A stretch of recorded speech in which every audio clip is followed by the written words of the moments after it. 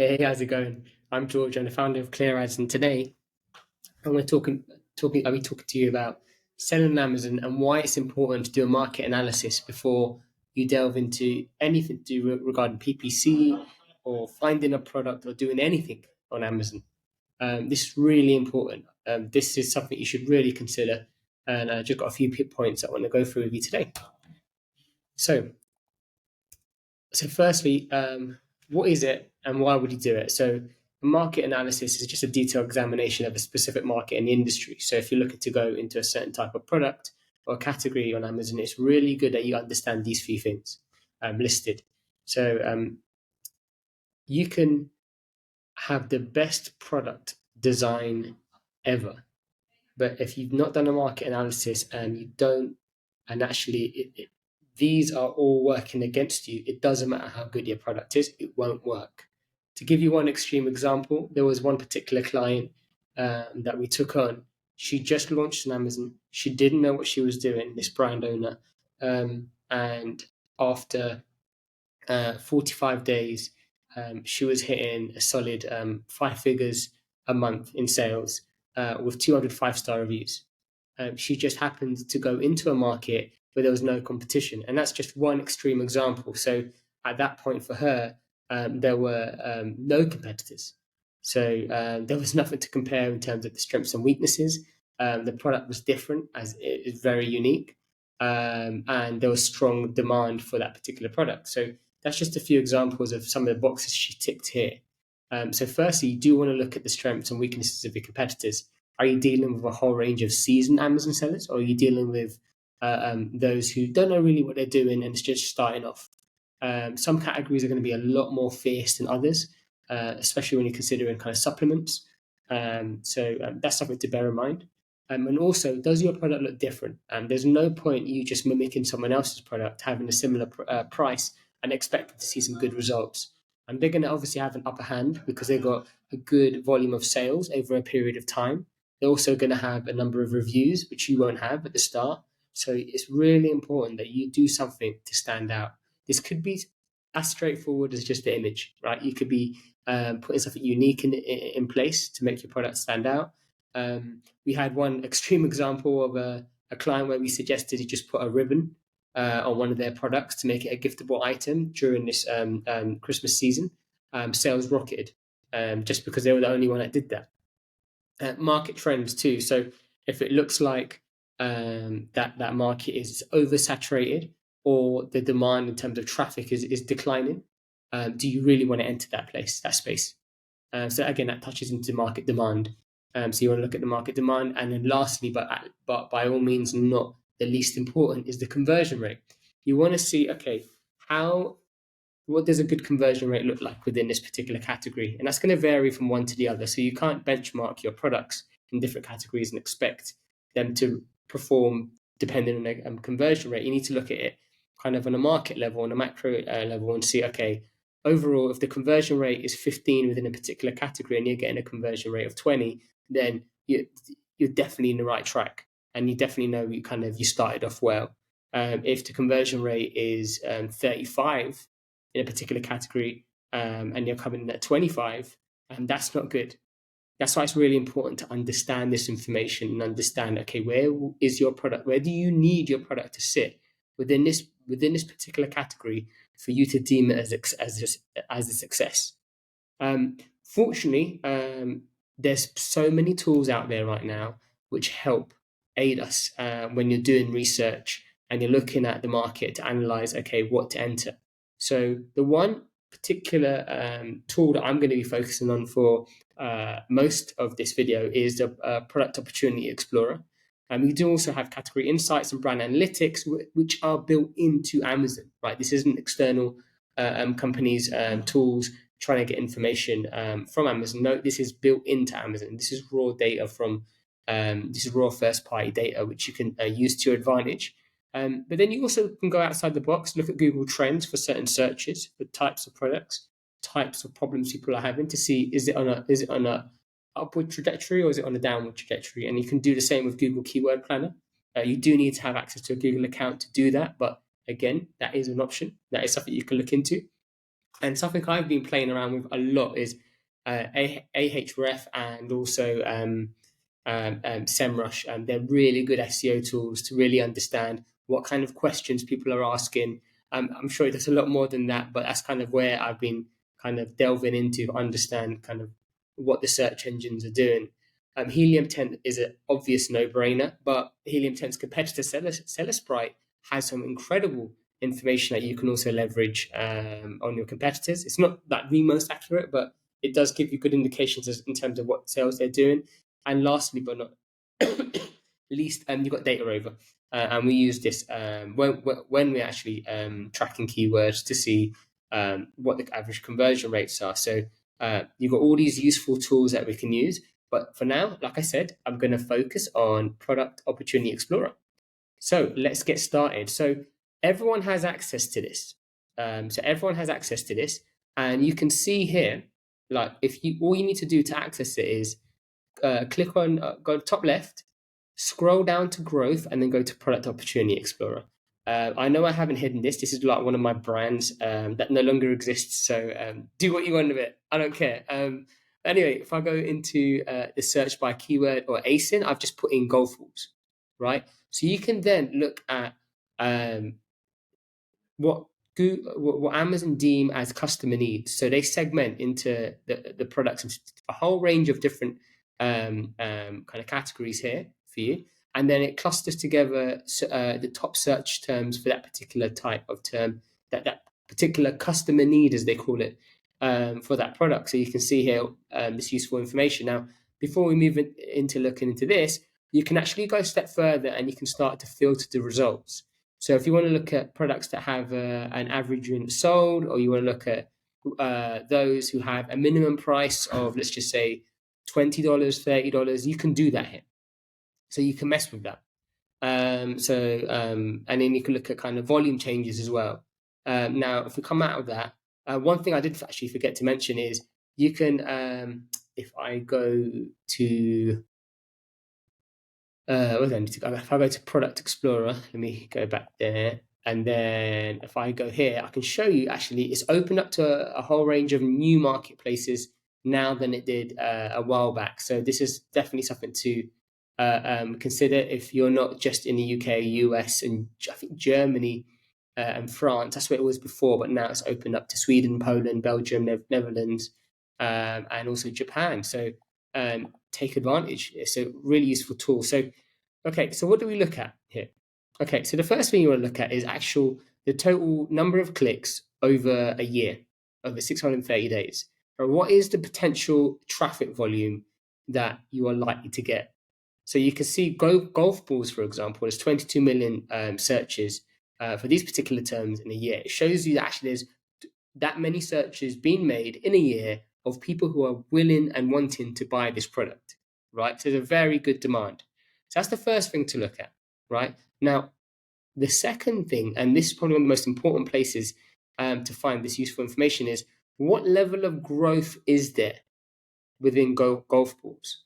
So you can see here, over the past 180 days, there's been a 69% increase in searches on Amazon, which is a very, very strong growth, right? Now, it has dropped down 28%.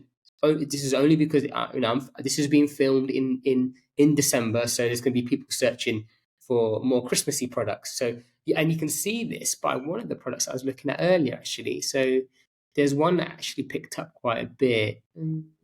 Can't see it now. It's not showing up for this particular searches, but there was one that was more Christmas themed golf balls that was appearing, and actually it got quite a lot of searches. Yeah, it's not showing up at the moment. What have I done wrong? Anyway, it was there. You're gonna have to trust me. But you can see here, look, personalized golf balls, custom golf balls, personalized golf balls for men. That's seen an increase in traffic over this period, and this is kind of primarily because it's a nice gift to get. So you've got golf balls, but then if you scroll down to, let's say, golf ball stamp, where you can personalize the golf balls, I mean, you can see again good growth here. Not as much as golf balls, but this could be a really decent niche to get into. So what we could do now is we can actually go to the next step. Actually looked at golf balls here, didn't I? Right, let me do that again. Let me go and look at golf ball stamps instead. Yeah, golf ball stamp. So if we look at golf ball stamp, okay, so now you can see actually all of the products within this space, right, and what they've done in terms of click count, right? So there's a few useful bits of information to look at here.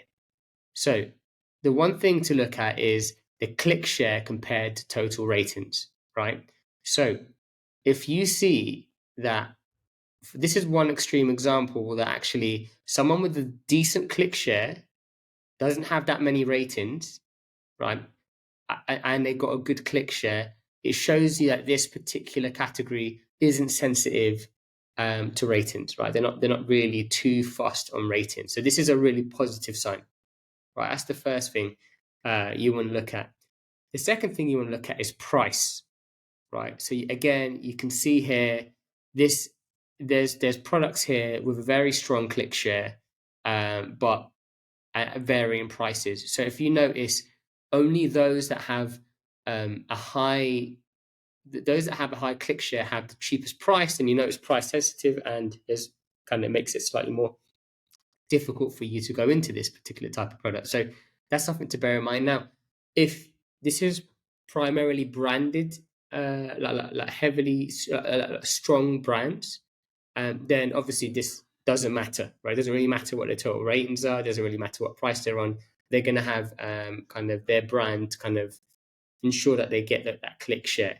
So you wouldn't factor that in. So if you see some well-known brands under the product titles here, then I would take this information with a pinch of salt. Okay, so that's that. And now we can move into search terms. So when you're launching into, especially if it's a brand new account, you're not going to have access to search query performance reports. So this is kind of the next best thing, because it's going to give you information about the main search terms within a particular niche, and you're going to get click share information and the conversion rates as well for those particular searches. So this is a really good place to kind of give you an idea of what to expect in terms of traffic. Now, this next bit is what I really like. So I mentioned earlier about kind of those products that are heavily kind of brand focused, so that the like kind of brands are really kind of taking more of the market share. This is somewhat the case here as well, because you can see here the top 5 brand click share shows that 62% of the top 5 sales come from the top 5 brands. So anything over 50% shows that actually it's going to be quite hard to break into this, because they're going to have their brand strength behind them. And so anything below 60% is what you're looking for. And also you want to look at the top 5 products click share. So if you're seeing here, like again, this is under 50%, so there's a potential for you to get in. Now, something else to bear in mind, and this is another thing to consider when entering a market, is you want to look at the number of new products launched over the last 180 days. So in this particular example, there were 15 products launched, right? Now, out of those 15, 6 of them were successful. So that's a decent ratio of products. And by success, we mean more than 50,000 in sales over the past 30 days. So again, you're getting a good idea. If you're seeing the number of successful launches over 50%, very, very good opportunity for you to jump into this marketplace. And again, this is all Amazon information, which you can take advantage of, and it's at your disposal. So the average rating review, look at that. This is the next bit, is kind of gauging your competitors. Who are you dealing with? Are they seasoned sellers, brands, or are they kind of those who are just getting in? So you can see here, the average review rating is 3.98, right? So it's definitely scope to do something here. In terms of out of stock rate, this is fairly low. So this shows actually that they keep a good track of their inventory. So lots of very useful information about the market that you could be looking at here to figure out whether it's a right move. when you do these searches again and again and again, you'll start to see these opportunities kind of stand out more. This is a really good exercise, especially if you're going to be launching and bringing out products often. This is something we see with the brands we work with. Those who succeed and do well on Amazon, they're constantly launching new products. This is something you're going to have to do. And if you're using tools like this, you're going to have a good success rate when launching these products, and it's going to keep your brand growing on Amazon. So that's that. Is that to bear in mind? And then trends. I really like this page. So trends gives you an insight of search volume again. It allows you to see, okay, is there anything to bear in mind in terms of spikes throughout the year? Is this a seasonal product? Is it on an upward trajectory? Is it declining? And then you've got the average price too. What's been going on there? Have Chinese sellers got into the market and into this particular product and brought the price down? This has happened to a number of our clients now. So this is something you can see before you put your money into investing into different products. You can also look at the conversion rates. Have they been improving? Have they been declining? You can see they've been very steady. This is a very good indication. Let's just take a look at what else we have here. They're the main things. They're the main things I wanted to show you. So let's just put brand count back on there. And then these are some new extra features that this tool has come out with. So I really like this bit. So purchase drivers. So you can see here all of the positive feedback. So if I click on this, right? Okay, no, this is what I was looking at earlier. No, sorry, this isn't it. I was looking more at customer review insights. So it clusters them into certain topics, right? So you can see the main focus on the positive reviews is the quality. So quality is something that's mentioned quite a lot amongst all the reviews.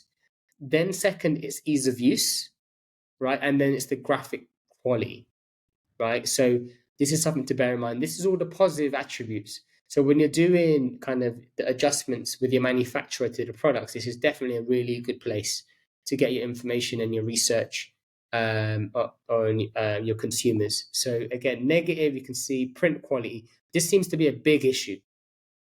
So if you were to come into this product and create stamps for golf balls, then you're going to have to try and find someone that can actually really put together a good stamp that's going to last. It's not going to fade away and stick on golf balls, and is durable. So that's definitely the first thing here you can see. Cheaply made, not worth the money. The value for money. That's the second issue that a lot of people are having. So if you can increase the quality or actually have a much lower price product, then you're probably going to kind of stand out. But yeah, this is the voices of concern. These are the cries from your potential consumers here. If you take this information and actually use it, it can really work towards your advantage. This is information sellers did not have a few years ago. So even though the level of competition is increasing on Amazon, there's so much more opportunity here because you're able to actually leverage information you never would have had access to in the past. It's very specific to certain types of products to work towards your advantage. And then returns, it just shows you the types of topics where you see the highest return. So print quality is a big one.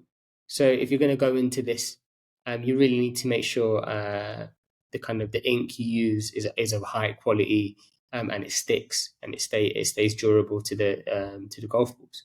So I hope you can understand and see that actually having more of a macro approach before you go into any products and being data driven and focused on what actually the market is telling you is so important. And you can use tools like this to really evaluate whether it's worth your while entering the market. I hope you found this useful. Thank you so much for watching, and goodbye.